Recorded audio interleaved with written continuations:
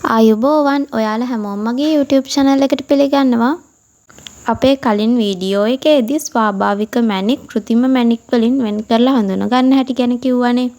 ඒ වගේම මේ තියෙන සියලුම ස්වාභාවික මැණික් අපි විවිධ නම් වලින් හඳුන්වනවත් ඔයාලා දන්නවා ඇතිනේ. ඒ විදිහට මැණික් හඳුනා ගන්න අපිට වැදගත් වෙන්නේ මැණික් වල තියෙන රසායනික ව්‍යුහය. අද වීඩියෝ එකේදී අපි මේ රසායනික ව්‍යුහය අනුව මැණික් වර්ගීකරණය කරමු. මේකට මැණික් විශේෂ වර්ගීකරණය කියලා කියනවා. පළවෙනි එක මැණික් කාණ්ඩ groups. දෙවෙනි එක මැණික් විශේෂ species. තුන්වෙනි එක මැණික් ප්‍රභේද variety. කාණ්ඩ කියලා කියන්නේ අභ්‍යන්තර ව්‍යුහය එලෙසම තිබෙදී රසායනික සංයුතියේ යම් යම් වෙනස්කම් තියෙන මැණික් විශේෂ වලට. රබහ එහෙම නැත්නම් ගානට් ෆැමිලි එක ඒ වගේම ෆෙල්ස්පා ෆැමිලි එකත් අයිති වෙන්නේ මේකට. අපි කලින් වීඩියෝ එකකදී ජෙම් ෆැමිලිස් ගැන කිව්වා ඔයාලට මතක ඇති. ඒ වීඩියෝ එක බලපු නැති අයට ඩිස්ක්‍රිප්ෂන් බොක්ස් එකේ තියෙන ලින්ක් එකෙන් ඒක බලන්න පුළුවන්. විශේෂ එහෙම නැත්නම් ස්පීසස් කියලා කියන්නේ ස්ථිර රසායනික සංයුතියකින් සහ විධිමත් අභ්‍යන්තර ව්‍යුහයකින් යුත් මැණික් වලට. කුරුවින්ද එහෙම නැත්නම් කොරන්ඩම් ෆැමිලි එක අයිති වෙන්නේ මේකට. ප්‍රභේද එහෙම නැත්නම් වෙරයිටි කියලා කියන්නේ මැණික් විශේෂයන්හි වර්ණය හෝ පාරදර්ශභාවය මත අනුකාණ්ඩ ගත කරන මැණික් වලට. මේකට උදාහරණයක් වෙන්නේ කනක එහෙම නැත්නම් ක්‍රිසබෙරිල්. අපි ඊළඟට බලමු මැණික් භාවිතා කිරීමට හේතු. පළවෙනි එක ව්‍යාපාරයක් සඳහා. දෙවෙනි එක වත්කම් ප්‍රදර්ශනය කිරීමේ ද්‍රව්‍යයක්. 3 ආභරණ සඳහා. 4 අලංකාරය සඳහා. 5 විශ්වාසයන් හා ඇදහිලි සඳහා. 6 රෝග සුව කිරීම සඳහා. 7 පර්යේෂණ කටයුතු සඳහා. රත්න විද්‍යාව අධ්‍යයනයේ අරමුණු. පළවෙනි එක රත්න විද්‍යාඥයෙකු වීම ජෙමොලොජිස්ට්. දෙවෙනි එක මිල තීරකයෙකු වීම ජෙම් වැලියුවර්. තුන්වෙනි එක ව්‍යාපාරිකයෙකු වීම ඩීලර්. 4 මැණික් නිර්මාණ ශිල්පියෙකු වීම ඩිසයිනර්. 5 ස්වර්ණාභරණ නිෂ්පාදකයෙකු වීම ජුවලර්. 6 වෙනි එක මැණික් කැපුම් ශිල්පියෙකු වීම ජෙම් කටර්. මේ සියලුම ස්වාභාවික මැණික් අපි අකාබනික මැණික් සහ කාබනික මැණික් විදිහට කොටස් දෙකකට වෙන් කරනවා. අකාබනික මැණික් කියලා කියන්නේ අකාබනික ක්‍රියාවලියක් මගින් නිර්මාණය වන මැණික්. කාබනික මැණික් කියලා කියන්නේ ජෛවමය ක්‍රියාවලියක් නිසා නිර්මාණය වන මැණික්.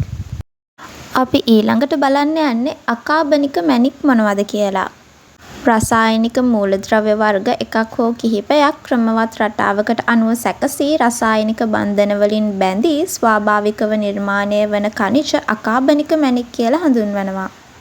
පියවි මූලද්‍රව්‍ය, oxide, halide, sulphide, sulphate, carbonate, phosphate, borate, silicate මේවට අයත් වෙනවා. මුලින්ම බලමු පියවි මූලද්‍රව්‍ය native elements. ඒකට උදාහරණයක් වෙන්නේ දියමන්ති ඩයමන්ඩ්. මේකේ රසායනික සංයෝගය කාබන්. ඊළඟට ඔක්සයිඩ් වලට ක්‍රිසබෙරිල්, කොරන්ඩම්, ස්පිනල්, ක්වාර්ට්ස්, ටාෆයිට්, ඕපල් අයිති වෙනවා. ක්‍රිසබෙරිල් කනකවල රසායනික සූත්‍රය BeAl2O4. කොරන්ඩම් එහෙම නැත්නම් කුරුවින්දවල රසායනික සූත්‍රය Al2O3. කිරිංචි ස්පිනල් වල රසායනික සූත්‍රය MgAl2O4. ක්වාර්ට්ස් පලිඟු වල රසායනික සූත්‍රය SiO2. ටාෆයිට් වල රසායනික සූත්‍රය BeMg3Al8O16. ඕපල් වල රසායනික සූත්‍රය SiO2. ඊළඟට හේලයිඩ්. මේකට අයිති වෙන්නේ ෆ්ලුවරයිඩ් CaF2. ඊළඟට සල්ෆයිඩ්. මේකට අයිති වෙන්නේ පයිරයිඩ් FeS2. ඊළඟට සල්ෆේට්. මේකට අයිති වෙන්නේ ජිප්සම් CaSO4H2O. කාබනේට වලට අයිති වෙන්නේ කැල්සයිට් CaCO3. ඊළඟට ෆොස්ෆේට්.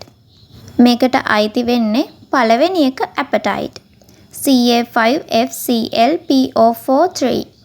දෙවෙනි එක ටර්කොයිස් CuAl6OH8PO4 Mg4,5H2O.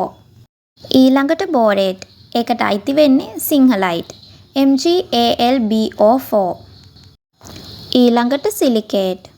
ඒකට අයිති වෙන්නේ බෙරිල්, ෆෙල්ස්පාර්, ගානට්, ටෝපෑස්, ටර්මලින්, සර්කෝන්, ඇන්ඩලුසයිට්, ඇක්සිනයිට්, ඩයොප්සයිඩ්, ඒකනයිට්, එන්ස්ටටයිට්, අයලයිට්, කෝනරූපීන්, කයනයිට්, පෙරිඩෝ, ස්කැපොලයිට්. බෙරිල්. තරිප්පුවල රසායනික සූත්‍රය Be3Al2SO36. ෆෙල්ස්පාර්වල රසායනික සූත්‍රය Na ඇල ඉරක් K ඇල ඉරක් Ca සිලිකේට්. ගානට්. රබහවල රසායනික සූත්‍රය Mg ඇල ඉරක් Mn ඇල ඉරක් Ca ඇල ඉරක් Al සිලිකේට්. ටෝපෑස්. පඩියම් වල රසායනික සූත්‍රය Al2FOH2 SiO4.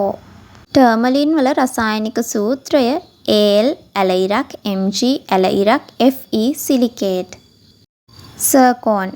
ජාගුන් වල රසායනික සූත්‍රය ZrSiO4.